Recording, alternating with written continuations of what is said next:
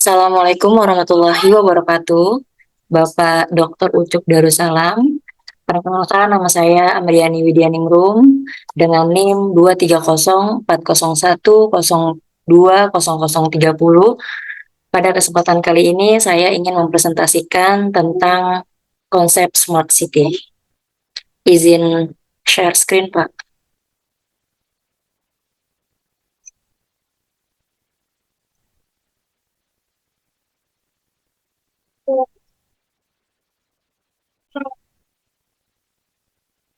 Baik, pertama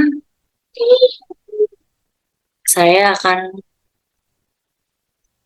menjelaskan tentang pengertian apa itu Smart City.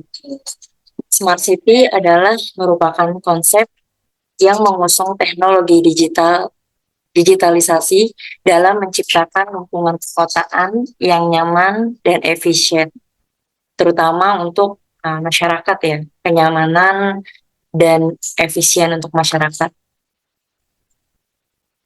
Kemudian Smart City itu punya keunggulan. Pertama, keunggulan untuk publik. Apa sih keunggulannya? Gitu. Jadi pemerintah Jakarta khususnya menerbitkan aplikasi yang diberi nama Jakarta Kini atau yang disingkat dengan JAKI.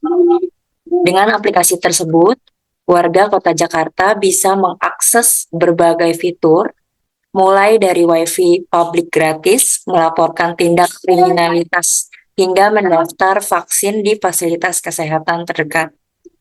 Jadi dengan adanya aplikasi Jaki ini bisa mengurangi biaya transportasi ya yang tadinya harus menuju lokasi dulu, sekarang bisa dicek dulu lewat aplikasi, baru kemudian kita ke tempatnya.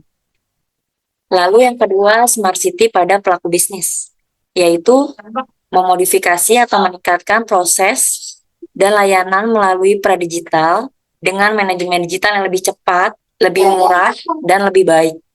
Jadi perusahaan bisa mengurangi biaya operasional, memfokuskan waktu dan sumber daya pada nilai-nilai inti, meningkatkan pengalaman pelanggan dan beradaptasi dengan perubahan kebutuhan klien, serta menghemat waktu.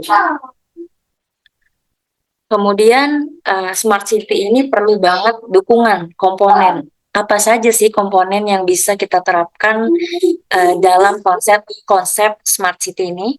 Pertama ada Smart Environment, yaitu pemerintah menyiapkan kawasan wisata prioritas menjadi kawasan yang bersih, bebas sampah, dan tertib tanpa meninggalkan unsur tradisionalnya. Yang kedua, Smart Economy, jadi memastikan implementasi TIK dalam proses transaksi atau cashless berlangsung di kawasan wisata prioritas dan pemerintah daerah sekitarnya. Yang ketiga, Smart Branding, yaitu membantu pemerintah daerah pada kawasan wisata prioritas dalam meningkatkan kunjungan wisata. Jadi dengan adanya branding ini lebih meningkatkan ketertarikan gitu kota yang akan kita kunjungi. Yang keempat, Smart Government, yaitu memastikan pemerintah daerah pada kawasan wisata prioritas menerapkan sistem pemerintahan berbasis elektronik atau SPBE secara berkualitas dalam upaya pelayanan publik yang baik. Lalu kelima, jadi ada 6 komponen ya Pak. Yang kelima ialah memastikan masyarakat tujuan wisata prioritas dan kawasan sekitarnya memiliki kapasitas unggul dan mampu menjadi tuan rumah yang baik. Yang keenam, Smart Living, mendorong situasi kawasan wisata prioritas yang kondusif dan nyaman bagi masyarakat dan wisatawan melalui penyediaan transportasi logistik yang tentram, aman, dan ramah. Kemudian saya ingin menjelaskan rancangan dari Smart City. Yang pertama dari Smart Energy. Jadi Smart City itu tidak hanya cerdas teknologi, tapi menurunkan kadar negatif ya gitu. Jadi semuanya tuh aman, nyaman gitu. Tidak hanya smart, tapi juga peduli dengan lingkungan khususnya gitu. Smart mobility. Smart mobility itu contohnya, saya kasih contoh yaitu traffic MGT ya. Traffic MGT itu menggunakan sekarang itu di apa ya, di salah satunya adalah menggunakan sensor vehicle density, yaitu untuk memantau lalu lintas dan memprediksi kemacetan sehingga dapat mengoptimalkan rute transportasi dan mengurangi waktu perjalanan. Jadi kita bisa mencari jalan alternatif mungkin karena kita udah tahu oh jalanan ke situ tuh macet gitu. Yang kedua, contohnya adalah smart water. Smart water itu apa sih? Jadi PDAM sekarang telah melakukan transformasi melalui smart water management system. Apa itu? Yaitu proses jangka panjang yang sistematis untuk mengontrol penggunaan air secara efektif dan efisien.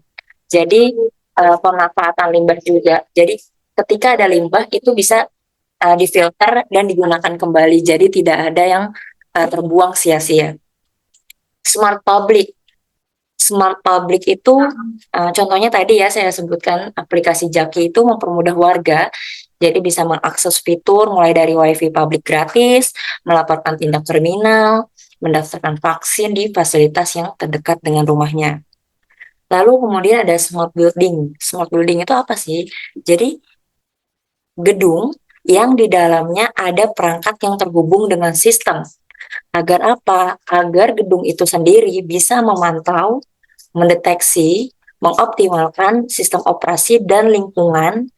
Contohnya apa? Mulai dari liftnya, dari pintunya, dari lampunya, itu semua sudah terhubung dengan IoT. Jadi untuk kenyamanan gedung itu sendiri. Kemudian ada smart data center, ya ini kaitannya dengan pelaku bisnis ya. Jadi meningkatkan kecepatan waktu untuk menyebarkan sumber-sumber IT dan melengkapi tugas-tugas administrasi dari pelaku bisnis itu sendiri.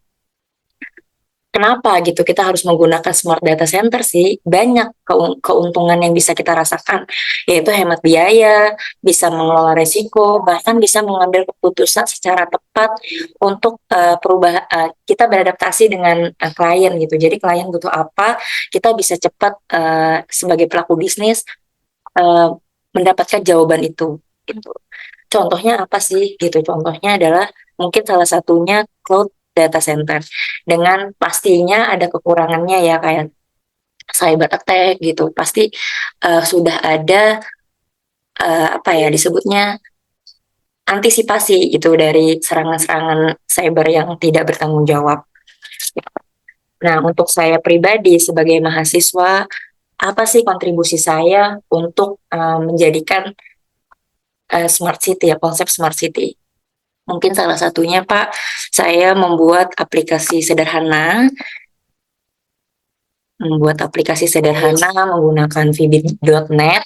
Kebetulan juga saya apa namanya bekerja di salah satu instansi pemerintah Jakarta, yaitu SDN Sangat Timur 18. Jadi mungkin kontribusi saya adalah membuat smart aplikasi untuk data guru, seperti mungkin sedikit Pak cuplikannya. Siap, izin punya Mbak Amriani, Pak. Oke, oke. Silakan Mbak Amriani. Silakan dijalankan. Coba Mbak Amriani.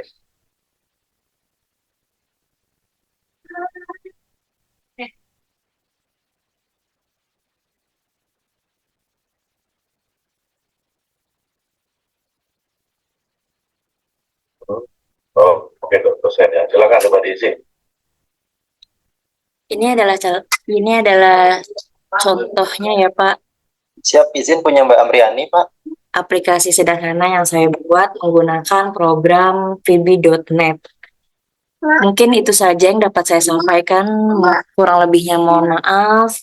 Wabillahi taufiq wal hidayah. Wassalamualaikum warahmatullahi wabarakatuh. Mama. Ini. Ini.